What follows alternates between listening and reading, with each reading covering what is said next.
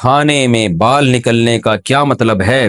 میری ایک دوست ہے، انہیں ان کے اکثر کھانے میں بال نکلتا ہے، چاہے کھانا گھر کا ہو یا دعوت کا ہو یا ریسٹورنٹ کا ہو، ہر جگہ یہ مسئلہ پیش آتا ہے۔ اس کی کیا وجہ ہو سکتی ہے؟ اس بارے میں اگر کوئی دعا ہو تو رہنمائی فرما دیں۔ صبا صاحبہ نے پوچھا ہے۔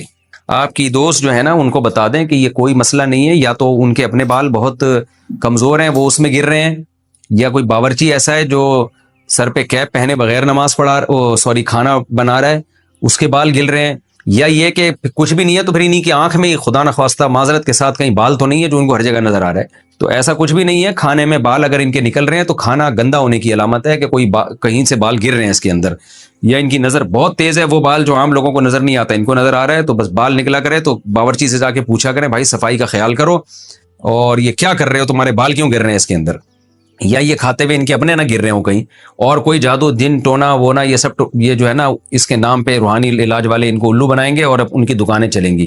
تو اس لیے فکر چھوڑ دیں اس کی، کھانا کھا لیا کریں آرام سے، اور دیکھیں کہ بال کہاں سے رہے ہیں۔ مکھی گر گئی تو پورا ڈبو کر نکالیں گے۔ میں نے ایک حدیث سنی ہے کہ مکھی کسی پینے کی چیز میں چلی جائے تو اسے پورا ڈبو کر باہر نکال دینا چاہیے، تو پھر وہ چیز استعمال کر لیں۔ اس بارے میں تفصیل سے بتا دیں۔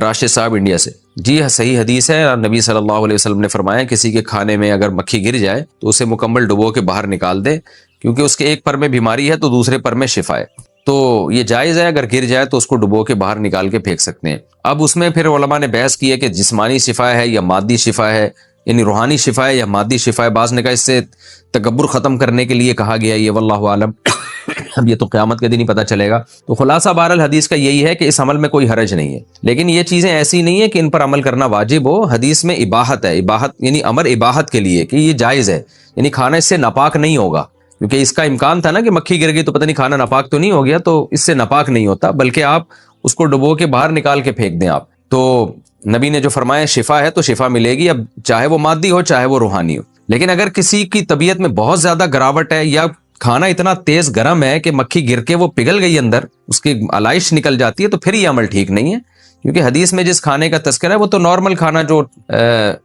جو عام طور پر جو نارمل ٹیمپریچر والا ہوتا ہے اس کے بارے میں۔ تو تیز گرم کھولتی ہوئی چائے میں گر جائے، اس بیس پہ کوئی پوری چائے اگر نہ پیے تو اس میں کوئی حرج نہیں ہے۔ تو یہ کوئی واجبی حکم نہیں ہے، یہ ایک جائز حکم ہے جس پر عمل کیا جا سکتا ہے۔ کھانے کے بعد کیا پانی پینا سنت ہے؟ کیا کھانے کے بعد پانی پینا سنت ہے؟ محمد مستقیم کراچی سے۔ دیکھیں، سنت کا مطلب دینی سنت تو بہرحال نہیں ہے، البتہ نبی صلی اللہ علیہ وسلم سے کھانے کے بعد پانی پینا آپ کے قول سے بھی ثابت اور آپ کے عمل سے بھی ثابت ہے، لیکن اس کو دینی سنت نہیں کہیں گے۔ آپ نے جو کی روٹی کھائی، اب یہ تو نہیں کہ جو کی روٹی کھانا دین کی سنت ہے۔ آپ نے گدھے کی سواری فرمائی، تو اب یہ تو نہیں کہ گدھے پہ سوار ہونا سنت ہے۔ آپ جا رہے ہیں جناب دوسرے ملک جا رہے ہیں اور گدھے پہ سوار ہو کے کہ جی نبی تو خچر پہ یا اونٹ پہ سوار ہوئے تھے، تو اسی طرح کھانے کے بعد پانی پینے کا اسلام سے براہ راست تعلق نہیں ہے۔ ہاں یہ بات ضرور ہے کہ پیغمبر کوئی ایسا کام نہیں کرتے جو فطرت کے خلاف ہو، صحت کے لیے نقصان دہ ہو۔ تو نبی نے جب کھانے کے بعد پانی پیا ہے، اور آپ کے قول سے بھی ہمیں پتہ چلتا ہے، تو اس سے پتہ چلتا ہے کہ کھانے کے بعد پانی پینے میں صحت کو نقصان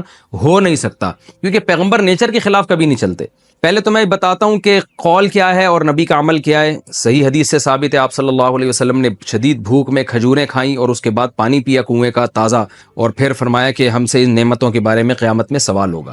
تو کھجوری کھانا تھا اس وقت، اس کے بعد پانی بھی پیا آپ نے۔ قول سے بھی ثابت ہے، آپ صلی اللہ علیہ وسلم نے فرمایا معدے کے 3 حصے کرو، ایک حصہ کھانا، ایک حصہ ہوا، ایک حصہ پانی۔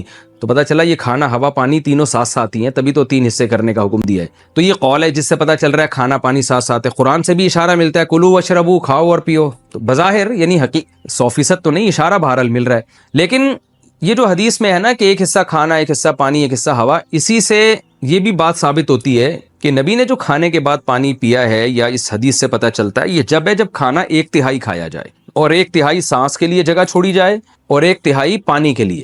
آج جو ڈاکٹر اور حکیم منع کرتے ہیں کہ کھانے کے بعد پانی نہ پیو، وہ اپنی جگہ درست ہیں۔ وجہ اس کی ہے کہ کھانے میں آپ نبی کی سنت کو فالو نہیں کر رہے، صرف پانی پینے میں کر رہے ہیں۔ کھانا آپ اپنے کلچر کے حساب سے کھا رہے ہیں، یعنی کھانے کے بجائے اس کو پھوڑنا کہتے ہیں، کھا نہیں رہے بلکہ پھوڑ رہے ہیں بیٹھ، اور پانی بھی جو ہے نا پھر اس کے بعد پی رہے ہیں، تو جگہ ہوتی نہیں ہے، وہ پانی پینے سے اور پھول کے وہ تباہی بن جاتا ہے، اور اس کو جگہ نہیں ملتی، پھر وہ مختلف کھانچوں میں وہ آپ کی انتڑیوں میں گھس جاتا ہے کھانا، اور پھر جو تباہیاں بربادیاں پھیلاتا ہے، پھر ایک دن ایک دھماکے کے ساتھ آپ پھٹ پھٹا جاتے ہیں اور لوگ کہتے ہیں آج حضرت فلاں دامت برکاتہم یا فلاں صاحب آج اس دار فانی سے کوچ کر گئے، تو وہ اپنی حماقتوں سے کوچ کیے ہوتے ہیں، اللہ سب کی مغفرت فرمائے۔ بہرحال تو کھانے کے بعد جو ڈاکٹر یا حکیم کہتے ہیں پانی نہ پیو، وہ آج کے کھانے کے حساب سے کہتے ہیں کہ آپ پھوڑتے ہیں، یعنی بہت زیادہ کھاتے ہیں۔ تو اگر جو حدیث میں جس طرح سے کھانے کا حکم دیا گیا بہت تھوڑا سا کھایا جائے تو اس کے بعد پانی پینے میں کوئی حرج نہیں ہے۔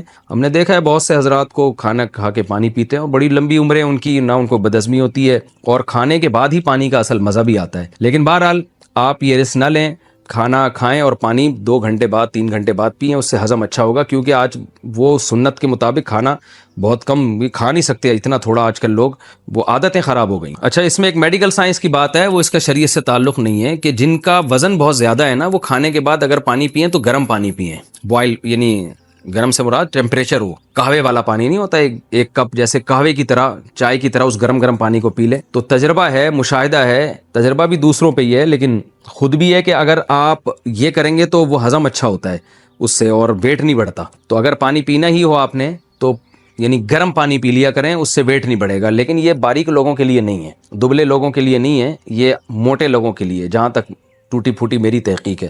پرسنل بوتل سے منہ لگا کر پینا، کیا بوتل سے منہ لگا کر پینا ناجائز ہے؟ نیز اگر کسی آدمی کی پرسنل بوتل ہو، کیا کوئی دوسرا اس سے نہیں پیتا تو کیا حکم ہوگا؟ شیر خان۔ نبی صلی اللہ علیہ وسلم نے بوتل سے منہ لگا کے یا مشکیزے سے منہ لگا کے پانی پینے سے منع کیا، لیکن یہ منع حرام کے درجے میں نہیں کیا، ناپسندیدہ سمجھا اس کو۔ لیکن ظاہر ہے یہ اسی صورت میں ہے کہ جب دوسرے بھی اسی سے پی رہے ہوں تو ہر آدمی کے ہونٹ ایک ہی جگہ لگ رہے ہیں یا تھوک لگ رہا ہے، ایک تھوڑا سا اس سے انسان کو کراہت آتی ہے۔ تو آپ کی پرسنل بوتل ہے تو پینے میں کوئی حرج نہیں ہے، لیکن اگر مشترک چیز ہے تو پھر بہتر یہی ہے کہ اس سے اجتناب کیا جائے، بلکہ گلاس میں ڈال کے پانی پیا جائے۔ بوتل سے منہ لگا کر پانی پینا ایک شبہ کا جواب۔ شیر خان۔ شیر خان بھائی اپنی لوکیشن تو بتایا کریں، شیر خان سے تو لگ رہا ہے کہ آپ کسی جنگل میں رہتے ہیں، شیر اور آپ شکار کرتے ہیں ماشاءاللہ، تو لوکیشن بتایا کریں کہ کہاں سے ہیں، کے پی کے سے ہیں، بلوچستان سے ہیں، کراچی سے ہیں، امریکہ سے ہیں، کہاں سے ہیں؟ آپ نے فرمایا تھا کہ جو بوتل سے منہ لگا کر پانی پیتا ہے اس میں کراہت ہے اور وہ ناجائز ہے، تو اگر کسی آدمی کی پرسنل بوتل ہو، کوئی دوسرا اس سے نہیں پیتا تو اس کا کیا حکم ہے؟ دیکھیں شیر خان بھائی، پہلے تو میں نے یہ نہیں کہا تھا کہ بوتل سے منہ لگا کر ڈائریکٹ پانی پینا ناجائز ہے، مکروہ ہے، ناپسندیدہ ہے، حدیث میں ممانعت ہے۔ تو حدیث میں جو منع کیا گیا ہے وہ کراہت کے درجے میں، کیونکہ ان چیزوں کا تعلق آداب سے ہوتا ہے، رہن سہن کے، تو یہ حلال و حرام سے تعلق نہیں ہوتا ان چیزوں کا۔